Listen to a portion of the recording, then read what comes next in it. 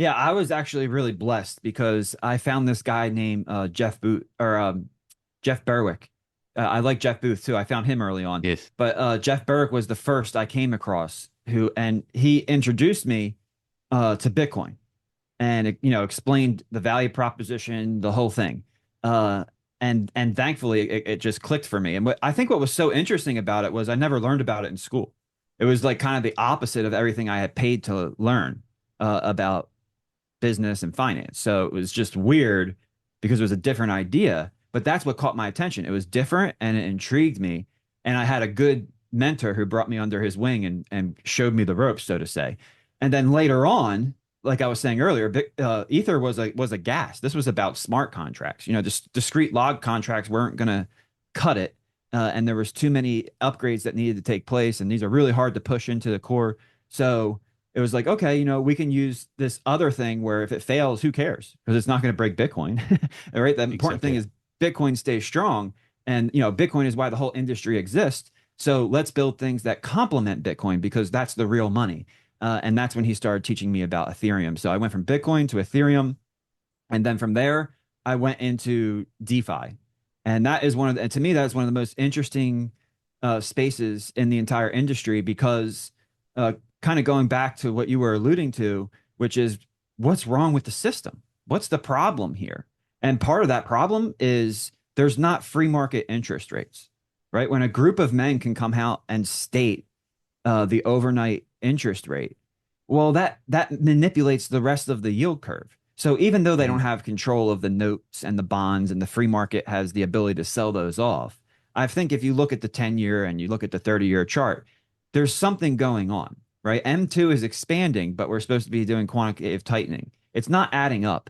I think, and I just did a podcast with Lawrence Lepard, and he agreed that there's some yield curve control, some shadow yield curve control going on, because ultimately, if they lose the control of the long end of the curve, then really what's that going to result in is admitted curve control, right? No longer in the shadows. It brings it out. And the other concern is now you can't get the debt structured long term. It's short term. It's continuously rolling over at these higher rates because the rate before all this started was around 2 to 3, and now the whole curve is above 4 or above 3.5 at this point because of the expectations, and that lowers that interest rate burden.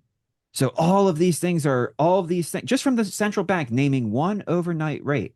It affects all these different things, and that removes the free market element from the marketplace. And in Bitcoin and in DeFi, it's all free market. The interest rate is based on the supply of money and the demand for loans. And if the supply of money is going up and the demand for loans is staying flat, rates will go. It's the natural law of economics. Rates will go down Absolutely. because supply is going up. It's this. These are the natural laws where we can anticipate the other marketplace participants' behavior, and that's what's important about having the natural rules of law in charge of the situation. Because when it's men, look at the government. The Fed raised the interest rates. The government did not act the way they were incentivized to act, right? They're supposed to spend less money because the interest rate is higher. They're supposed to back away from that, just like consumers.